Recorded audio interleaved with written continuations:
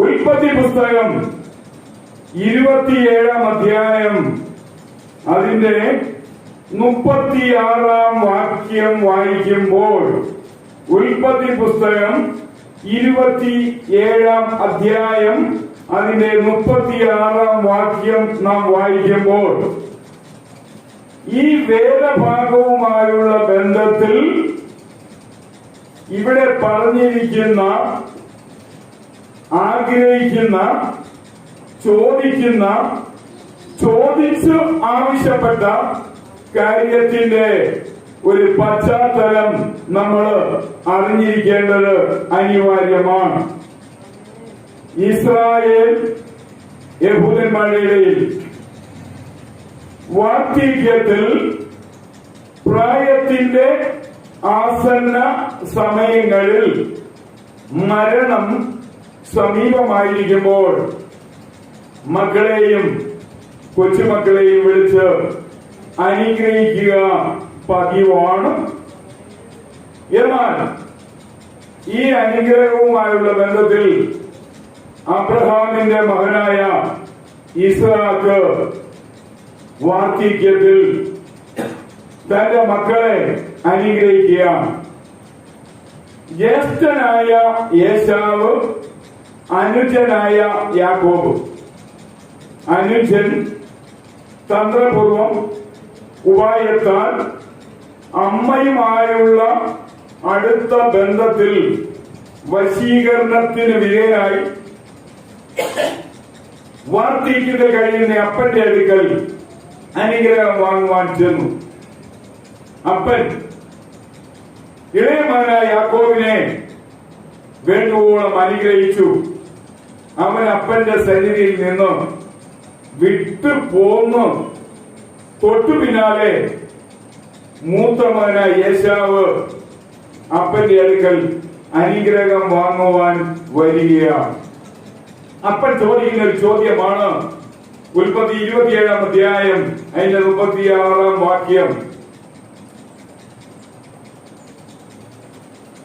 എനിക്ക് വേണ്ടി ഒരനുഗ്രഹവും കരുതി വച്ചിട്ടില്ലയോ എന്നവൻ ചോദിച്ചു. പ്രിയ വാത്സല്യമുള്ള ദൈവമക്കളെ, ഈ നാളുകളിൽ നമുക്ക് ഇത് ആവശ്യമാണ്. നമുക്ക് ഒരു അനുഗ്രഹമെങ്കിലും നമ്മളെ ആപത്തിൽ കർത്താവിന്റെ കരുതൽ സംഭരണശാലയിൽ ഉണ്ടായിരിക്കണം. നിങ്ങൾക്ക് കാര്യം മനസ്സിലാകുന്നു എന്ന് ഞാൻ വിശ്വസിക്കട്ടെ. നിങ്ങൾക്കും പ്രയാസമുണ്ട്, എനിക്കും പ്രയാസമുണ്ട് ഈ സമയം.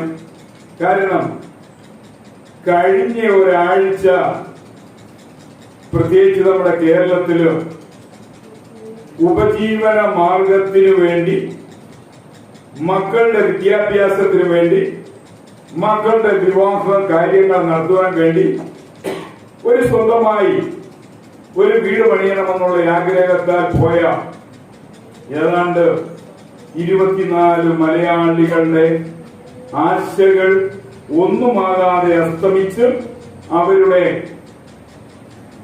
ജീവനറ്റ ശരീരങ്ങളുമായി അവർ പോയ വീടുകളിലേക്ക് വരുമ്പോൾ ഏറ്റവും സങ്കടം തോന്നുന്നത്, നെടുമ്പാശ്ശേരി എയർപോർട്ട് ഇങ്ങനെ ഒരു സാക്ഷ്യം ഇതിനൊന്നും വഹിച്ചിട്ടില്ല. ഈ 24 മൃതശരീരങ്ങളും ജീവനോടെ ഇരുന്നപ്പോൾ അവര് യാത്ര പോകാൻ തെരഞ്ഞെടുത്ത, ഭൂരിഭാഗം ആൾക്കാര് തെരഞ്ഞെടുത്ത, അവർക്ക് നല്ലൊരു യാത്ര മംഗളം നേർന്ന നെടുമ്പാശ്ശേരി എയർപോർട്ട് തിരിച്ച് അവരുടെ ജീവൻ അസ്തമിച്ച ശരീരങ്ങൾ സ്വീകരിക്കുന്ന ഒരു രംഗം എന്ന് പറയുമ്പോൾ, പ്രിയ ദൈവമക്കളെ, ഒരു നിമിഷം നമുക്ക് ആ മരണം സംഭവിച്ച വീടുകളിൽ ശേഷിക്കുന്നവരെ സ്മരിച്ചുകൊണ്ട് പ്രാർത്ഥിക്കണമെന്ന് എനിക്കൊരാഗ്രഹമുണ്ട്. നിങ്ങളും അതിൽ പങ്കുചേരണം എന്ന് കർത്താവിന്റെ നാമത്തിൽ ഞാൻ ഓർപ്പിക്കുകയാണ്. പരിശുദ്ധനായ ദൈവമേ, വാത്സല്യമുള്ള കർത്താവെ സ്തുതിക്കുന്നു.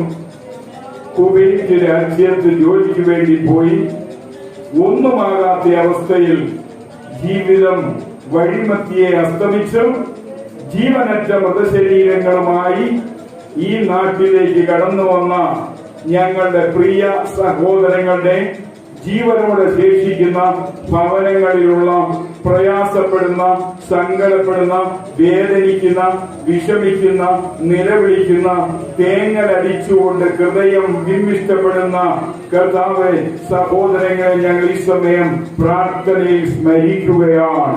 പരിശുദ്ധ ദൈവമേ, വാത്സല്യമുള്ള ദൈവമേ, നിത്യനായ ദൈവമേ, നിർമ്മലനായ ദൈവമേ, കരുണ നിറഞ്ഞ കർത്താവേ, ആ കുടുംബങ്ങളിൽ അങ്ങയുടെ സാന്ത്വനവും ആശ്വാസത്തിന്റെ തണലും ഇപ്പോൾ തന്നെ സ്വർഗത്തിൽ നിന്ന് വ്യാപരിക്കണം എന്ന് അങ്ങയോട് പ്രാർത്ഥിക്കുകയാണ്. ആ കുടുംബങ്ങളിൽ ശേഷിക്കുന്നവരുടെ മുന്നോട്ടുള്ള ജീവിത കാര്യങ്ങൾ ഒരു ആശയ്ക്കും ഭംഗമില്ലാത്ത രീതിയിൽ പരിശുദ്ധ ദൈവമായ മിശിഹായെ അങ്ങ് സ്വർഗം തുറന്ന് വരും നാളുകളിൽ അനുഗ്രഹിച്ച് അവരെ മുന്നോട്ട് നയിച്ചാട്ടെ. മിശിഹായുടെ നാമത്തിൽ അരികളുടെ പ്രാർത്ഥന പരിശുദ്ധ കർത്താവ് ആ ഭവനങ്ങളിൽ ജീവനോടെ ശേഷിക്കുന്നവർക്ക് വേണ്ടി ഈ സമയം സ്വീകരിക്കുമാറാകണമേ. ആമേൻ. പ്രിയ ദൈവമക്കളെ, പ്രത്യേകിച്ച് ഞാൻ ഈ വാക്യം എടുക്കാനുണ്ടായ കാരണവും ഇതുതന്നെയാണ്. ഏശാവ് പൊട്ടിക്കരഞ്ഞുകൊണ്ട് ചോദിക്കുകയാണ്, ഒരനുഗ്രഹം എനിക്ക് വേണ്ടി കരുതി വെച്ചിട്ടില്ലേ? ഈ പള്ളിയിൽ ദൈവാരാധനയ്ക്ക് വന്ന് ദൈവത്തെ ആരാധിച്ചുകൊണ്ടിരിക്കുന്ന ദൈവമക്കളെ, ദൈവനാമത്തിൽ ഞാൻ നമ്മെ ഓർപ്പിക്കട്ടെ. നമ്മുടെ ജീവിതത്തിന്റെ സായാഹ്നത്തിൽ, നമ്മുടെ ജീവിതത്തിന്റെ വഴി മധ്യേ, നമ്മുടെ ജീവിതത്തിന്റെ ഏതെങ്കിലും അവസ്ഥകളിൽ നമ്മൾ ഈ ഭൂമിയിൽ നിന്ന് മാറ്റപ്പെടുവാനുള്ള പെട്ടെന്നുള്ള അനർത്ഥം കടന്നു വരുമ്പോൾ നമ്മൾ ചിന്തിക്കേണ്ട ഒരു കാര്യം ഇതാണ്. അതിന് മുൻകൂട്ടി നമ്മൾ കരുതി വെക്കേണ്ട ഒരു കാര്യമാണ്. അങ്ങനെ ഒരു അനർത്ഥം വരുന്നതിന് തൊട്ടു മുൻപ് നീ എനിക്ക് വേണ്ടി കരുതി വെച്ച ആ റിസർവേഷൻ ബെഞ്ചിലുള്ള ആ കരുതൽ എന്നെ അതിൽ നിന്ന് രക്ഷിക്കണമേ. ആമേ. വാത്സല്യമുള്ള ദൈവമക്കളെ, എനിക്ക് വേണ്ടി ഒരനുഗ്രഹവും നീ കരുതി വച്ചിട്ടില്ലയോ? പ്രിയ വാത്സല്യമുള്ള ദൈവമക്കളെ, എപ്പോഴും നമുക്ക് കിട്ടുന്ന അനുഗ്രഹങ്ങളല്ല ഇവിടെ പറഞ്ഞിരിക്കുന്നത്.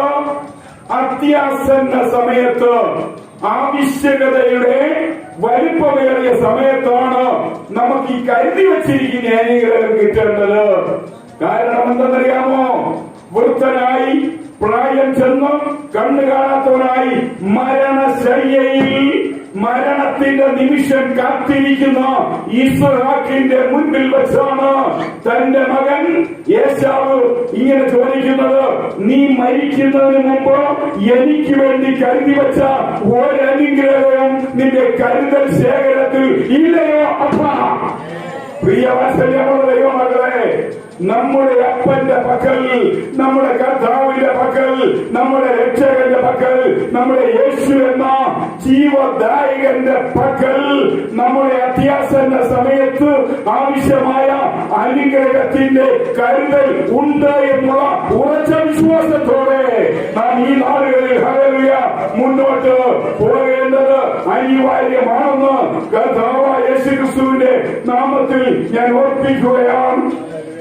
പ്രിയ ദൈവമക്കളെ, ഇങ്ങനെ ഏശാവ് ചോദിച്ചു, അവൻ പൊട്ടിക്കരഞ്ഞു. പ്രിയ വാത്സല്യമുള്ള ദൈവമക്കളെ, ആ വേദഭാഗം നമ്മൾ അല്പം താഴോട്ട് നോക്കിയാൽ ഉൽപ്പത്തി പുസ്തകം 27-ാം അധ്യായം അതിന്റെ 37-ാം വാക്യം, ഏശാവ് തന്റെ പിതാവിനോട്, എന്റെ അപ്പ, നിനക്ക് ഒരനുഗ്രഹം മാത്രമേ ഉള്ളൂ. എന്റെ ഭൗതിക ജീവിത ആവശ്യങ്ങളുടെ മുൻപിൽ നീ തരുന്ന ഒരനുഗ്രഹമോ ഒന്നിലധികം അനുഗ്രഹമോ അല്ല. എന്റെ ആപത്തിന്റെ അവസാന നിമിഷത്തിൽ എനിക്കൊരനുഗ്രഹം ആവശ്യമാണ്. അതുകൊണ്ട് വാത്സല്യമുള്ള ദൈവമക്കളെ, നമ്മുടെ ദൈനംദിന ജീവിത നാളുകളിൽ ദൈവത്തിന്റെ അനുഗ്രഹങ്ങൾ നമ്മൾ പ്രാപിക്കുന്നുണ്ട്. എന്നാൽ വളരെ പെട്ടെന്ന് വേഗതയിൽ നനയ്ക്കാത്ത നിമിഷത്തിൽ, നേരത്തിൽ, സമയത്തിൽ നമ്മുടെ ജീവിതത്തിലേക്ക് കടന്നു വരുന്ന വലിയ അനർത്ഥത്തിന്റെ മുന്നിൽ ദൈവത്തിന്റെ കരുതൽ കേന്ദ്രത്തിൽ നമുക്കുള്ള അനുഗ്രഹം ഉണ്ട് എന്നറിഞ്ഞുകൊണ്ട് നമ്മൾ ഈ നാളുകളിൽ യാത്ര ചെയ്യേണ്ടത് അനിവാര്യമാണ്. അതിന്റെ 41 വാക്യം, തന്റെ പിതാവ് യാക്കോബിനെ അനുഗ്രഹിച്ച അനുഗ്രഹങ്ങൾ നിമിത്തം ഏശാവ് യാക്കോബിനെ വെറുത്തു.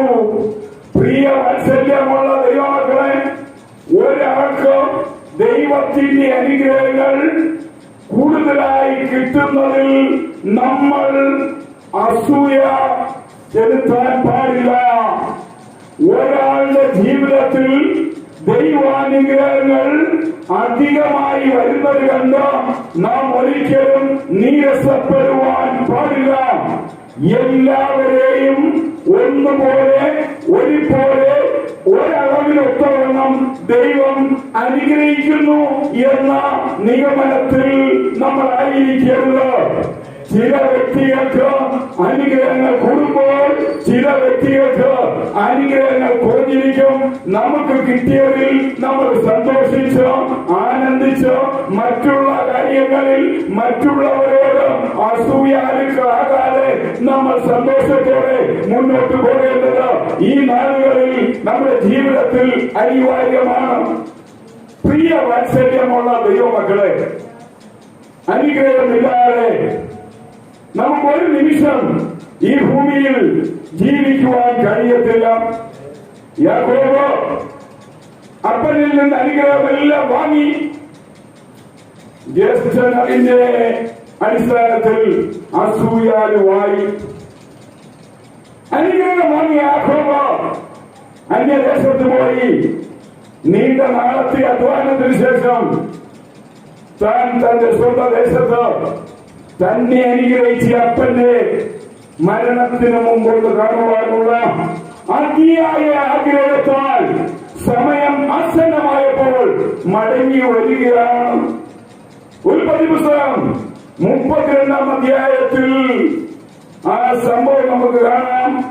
അതിന്റെ 26 വാക്യം, യാക്കോബ് അന്യദേശത്ത് അപ്പനിൽ നിന്ന് അനുഗ്രഹം വാങ്ങിച്ചു പോയതിന്റെ അടിസ്ഥാനത്തിൽ സമ്പാദിച്ചുണ്ടാക്കിയ എല്ലാ സമ്പാദ്യ അനുഗ്രഹങ്ങളെയും സുരക്ഷിതമായ ഒരു സ്ഥലം കടത്തി അക്കരെ അവരെ ഭദ്രമായി എത്തിച്ചു. ഏറ്റവും അവസാനമായി താനും ആ സുരക്ഷാ സ്ഥലത്തേക്ക് പോകുവാൻ തനിച്ചു നിൽക്കുമ്പോൾ പ്രിയ ദൈവമക്കളെ, തന്നെ അനുഗ്രഹിച്ച അപ്പന്റെ അനുഗ്രഹം വാങ്ങി ഈ അന്യദേശത്ത് തന്നെ ഇത്രയും അനുഗ്രഹിച്ചയാൾ തന്റെ അടുക്കൽ വന്നിരിക്കുകയാണ്. ആമേൻ. പ്രിയ ദൈവമക്കളെ, അപ്പോൾ ആ പുരുഷൻ നേരം പുലരുന്നതിനാൽ എന്നെ പോകുവാൻ അനുവദിക്കുക എന്ന് പറഞ്ഞതിനാൽ നീ എന്നെ അനുഗ്രഹിച്ചിട്ടല്ലാതെ ഞാൻ നിന്നെ വിടുകയില്ല എന്ന് പറഞ്ഞു. പ്രിയ ദൈവമക്കളെ, 20 വർഷം വാരിക്കൂട്ടിയ അനുഗ്രഹങ്ങൾ ഈ നിമിഷത്തിൽ തന്റെ ജീവിതത്തിൽ ഒന്നുമല്ല. ഈ അവസാന നിമിഷത്തിൽ എനിക്ക് ഇന്നയോളം കിട്ടിയ, ഇന്നയോളം നേടിയ, ഇന്നയോളം നേടിയെടുത്ത, ഇന്നയോളം സ്വരുക്കൂട്ടിയ അനുഗ്രഹത്തിന്റെ മുകളിൽ ഒരു വലിയ അനുഗ്രഹം എനിക്ക് ആവശ്യമാണ്. ആമേൻ. ദൈവമക്കളെ, ആപത്തിന്റെ മുൻപിലാണോ, അനർത്ഥത്തിന്റെ മുൻപിലാണോ, പ്രശ്നങ്ങളുടെ മുൻപിലാണോ യാക്കോബ് ഈ ആവശ്യം ഉന്നയിക്കുന്നത്? താൻ എല്ലാറ്റിനെയും യാക്കോബ് കടവ് കടത്തി കടന്നു ചെല്ലുന്ന വഴിയിൽ തന്നോട് കോപിച്ചിരിക്കുന്ന, തന്നെ വെറുത്തിരിക്കുന്ന, തന്നെ എതിർത്തിരിക്കുന്ന, തന്റെ പ്രതിയോഗിയായ തന്റെ ജ്യേഷ്ഠ സഹോദരൻ ഏശാവ് തന്നോട് എങ്ങനെയായിരിക്കും പെരുമാറുന്നത് എന്നുള്ള ആകുല ചിന്തയിൽ ആ സ്ഥലത്തേക്ക് കടക്കുന്നതിന് മുമ്പ് യാക്കോബ് പറയാണ്, ഇനി ഞാൻ ഇവിടെ നിന്ന് പോകണമെങ്കിൽ നീ എന്നെ അനുഗ്രഹിച്ചല്ലാതെ ഞാൻ പോകത്തില്ല. പ്രിയ ദൈവമക്കളെ, നമ്മുടെ ഈ ലോക ജീവിതത്തിൽ ഭൗതികമാകട്ടെ ആത്മീയമാകട്ടെ എന്തുമാത്രം അനുഗ്രഹങ്ങൾ കിട്ടിയിട്ടുണ്ടാകും. എന്നാൽ ആപത്തിന്റെ മുൻപിൽ അതിനേക്കാൾ വലിയ ഒരു അനുഗ്രഹം നമുക്ക് അനിവാര്യമാണ്. വരുവാനുണ്ടാകുന്ന, നമ്മൾ അഭിമുഖീകരിക്കുവാൻ പോകുന്ന മാരകമായ പ്രശ്നത്തിന്റെ മുൻപിൽ ഇന്നുവരെയും വാരിക്കൂട്ടിയ അനുഗ്രഹത്തിന്റെ മീതെയുള്ള ഒരു അനുഗ്രഹം നമുക്ക് ആവശ്യമാണ്. ഇങ്ങനെ കാര്യങ്ങൾ താൻ പറഞ്ഞു. ആ സമയത്ത് പ്രിയ വാത്സല്യമുള്ള ദൈവമകളെ, എന്റെ 27-ാം വാക്യത്തിൽ നിന്റെ പേരെന്ത് എന്ന് അനുഗ്രഹം ആവശ്യപ്പെട്ട യാക്കോബിനോട് 20 വർഷക്കാലം അന്യനാട്ടിൽ ഭൗതികമായി അനുഗ്രഹത്താൽ തന്നെ നിറച്ചവൻ തന്നോട് ചോദിക്കുകയാണ്, നിന്റെ പേരെന്താണ് എന്നവൻ അവനോട് ചോദിച്ചു. യാക്കോബ് എന്നവൻ പറഞ്ഞു. ഇനി നിന്റെ പേർ യാക്കോബ് എന്നല്ല ഇസ്രായേൽ എന്നായിരിക്കും. എന്നാൽ നീ ദൈവത്തോടും മനുഷ്യനോട് പൊരുതി ജയിച്ചിരിക്കുന്നു എന്നവൻ പറഞ്ഞു. യാക്കോബ് അവനോട് നിന്റെ പേർ എന്താകുന്നു എന്ന് പറഞ്ഞു തരയണം എന്നപേക്ഷിച്ചു. നീ എന്റെ പേര് ചോദിക്കുന്നത് എന്ത് എന്നവൻ ചോദിച്ചു. അവിടെ വെച്ച് അവനെ അനുഗ്രഹിച്ചു. ആമേൻ. 20 വർഷക്കാലം ഹാരാൻ എന്ന് പറയുന്ന അന്യദേശത്ത് വെച്ച് യാക്കോബിനെ അനുഗ്രഹിച്ചിട്ടും യാക്കോബിന്റെ പേര് അനുഗ്രഹദാതാവ് ചോദിച്ചില്ല. പ്രിയ ദൈവമകളെ, ആ 20 വർഷത്തെ അനുഗ്രഹത്തിന്റെ മീതെ ഏറ്റവും പരമ്പരാഗതമായ ഒരു അനുഗ്രഹം തനിക്ക് ആവശ്യമുണ്ട് എന്ന് പറഞ്ഞപ്പോഴാണ് അനുഗ്രഹദാതാവ് തന്നോട് ചോദിക്കുന്നത്, എന്താണ് നിന്റെ പേര്? പ്രിയ ദൈവമക്കളെ, ഇന്ന് വെക്കാൻ ഞാൻ പറയട്ടെ, ഇത്രയും നാൾ തന്റെ പേര് യാക്കോബ് എന്നായിരുന്നു. ഇവിടെ വെച്ച് തന്റെ പേര് ചോദിച്ചു. ആ പേരിനെ മാറ്റുകയാണ് അനുഗ്രഹദാതാവ്. പ്രിയ വാത്സല്യമുള്ള ദൈവമകളെ, ഇന്നയോളം നമ്മുടെ ജീവിതത്തിൽ നേടിക്കഴിഞ്ഞ ഏത് അനുഗ്രഹങ്ങളുടെയും മേൽ ആപത്തിന്റെ ആ ദശാസന്ധിയിൽ, അതിന്റെ കൈമാച്ചിൽ, അതിന്റെ മേൽ നമുക്കൊരു അനുഗ്രഹം ദൈവത്തിൽ നിന്ന് അനിവാര്യമാകുന്ന പശ്ചാത്തലത്തിൽ അതുവരെയുള്ള സകല പോരായ്മകളെയും പരിഗണിച്ചുകൊണ്ട് അതിന്റെ മീതെ ഒരു അനുഗ്രഹമേ ദൈവം തന്നെയുള്ളൂ. അവിടെ വെച്ച് തന്റെ പേര് ചോദിച്ചു. താൻ പറഞ്ഞു, എന്റെ പേര് യാക്കോബ് എന്നാണ്. പ്രിയ ദൈവമക്കളെ, 20 വർഷം മുമ്പ് കണ്ണു കാണാത്ത വൃദ്ധനായ അപ്പനെ ചതിച്ച ചതിയനായ വഞ്ചകനായ തട്ടിപ്പുകാരനായ യാക്കോബ് 20 വർഷത്തിന് ശേഷം മടങ്ങി പോരുമ്പോൾ അവിടെ വെച്ചാണ് അനുഗ്രഹദാതാവ് തന്റെ പേര് ചോദിക്കുന്നതും തന്റെ പേര് വെളിപ്പെടുത്തുന്നതും. പ്രിയ ദൈവമക്കളെ, അവിടെ വെച്ച് അനുഗ്രഹദാതാവ് തന്നോട് പറയാണ്, നിന്റെ പേർ ഇവിടെ മുതൽ യാക്കോബ് എന്നായിരിക്കത്തില്ല. ദൈവത്തിന്റെ പ്രശംസ, ദൈവത്തിന്റെ പുകഴ്ച, ദൈവത്തിന്റെ സ്തുതി എന്നർത്ഥമുള്ള ഇസ്രായേൽ എന്നായി തീരും. അങ്ങനെ താൻ അനുഗ്രഹം വാങ്ങി, പേര് മാറി, സ്വഭാവം മാറി, നല്ലൊരു ജീവിതത്തിലേക്ക് യാക്കോബ് കടന്നപ്പോൾ 20 വർഷം മുമ്പ് താൻ ഒരു സന്ധ്യാസമയം അപ്പന്റെ എരികയിൽ നിന്ന് പോരുന്ന സമയം അസ്തമിച്ച സൂര്യനില ഉദിച്ചു നിൽക്കുന്നു. അവൻ പെനിയെ കടന്നപ്പോൾ അവിടെ സൂര്യൻ ഉദിച്ചു എന്നാണ് ഇവിടെ വായിക്കുന്നത്. പ്രിയ ദൈവമക്കളെ, ഞാൻ ദൈവത്തെ മുഖാമുഖമായി കണ്ടു, എനിക്ക് ജീവഹാനി വന്നില്ല എന്ന് പറഞ്ഞു യാക്കോബ് ആ സ്ഥലത്തിന് പെരിയേൽ എന്ന് പേരിട്ടു.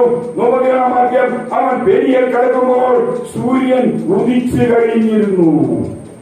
പ്രിയ ദൈവമക്കളെ, അതിന്റെ 28-ാം അധ്യായം 10-ാം വാക്യമായി വായിക്കുമ്പോൾ യാക്കോബ് ബേർശേബ വിട്ട് ഹാരാനിലേക്ക് യാത്രയായി.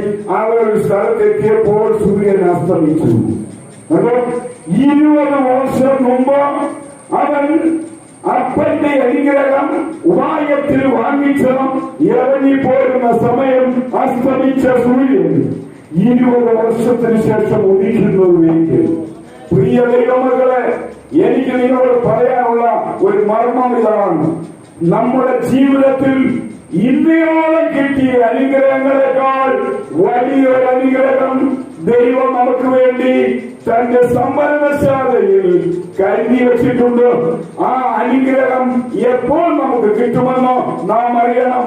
വളരെ വേഗത്തിൽ, വളരെ പെട്ടെന്ന് ഒരപകടം, ഒരനർത്ഥം, ഒരു നാശം, ഈ ഭൂമിയിൽ നിന്ന് എന്റെ ഒരു അന്ത്യമെന്ന് എനിക്ക് തോന്നുന്ന ആ വലിയ വിപത്തിന്റെ മുമ്പിൽ തന്റെ കരുതൽ ശേഖരത്തിലുള്ള എനിക്ക് വേണ്ടിയുള്ള അനുഗ്രഹം എന്റെ അടുക്കിലേക്ക് വന്നാൽ ഞാൻ രക്ഷപ്പെടും. പ്രിയ വാത്സല്യമുള്ള ദൈവമക്കളെ, അതുകൊണ്ട് യേശാവ് ചോദിക്കുകയാണ്, ഒരനുഗ്രഹം എനിക്ക് വേണ്ടി നീ കരുതി വെച്ചിട്ടുണ്ട്. ഭൂകൊണ്ടുവരെ ക്രൈസ്തവ ചില ദൈവമക്കളോട് ഞാൻ പറയട്ടെ, ഒരനുഗ്രഹം നമുക്ക് വേണ്ടി അവൻ കരുതി വെച്ചിട്ടുണ്ട്. അത് വളരെ കൊഴുന്നനെ നിന്നെ വിഴുങ്ങുവാൻ ഈ ലോകത്തിൽ വരുന്ന അനർത്ഥത്തിന് മുന്നിലായിരിക്കും. അങ്ങനെയെങ്കിൽ ആ അനുഗ്രഹത്തെ ഓർത്തുകൊണ്ട് നമ്മുടെ ഈ ഭൂമിയിലെ ജീവിത യാത്ര നമ്മൾ മുന്നോട്ട് നയിക്കണമെന്ന് കർത്താവായ യേശുക്രിസ്തുവിന്റെ നാമത്തിൽ ഞാൻ ഓർപ്പിക്കുകയാണ്. കർത്താവ് നമ്മളെ സഹായിക്കുമാറാകട്ടെ. ആമേൻ.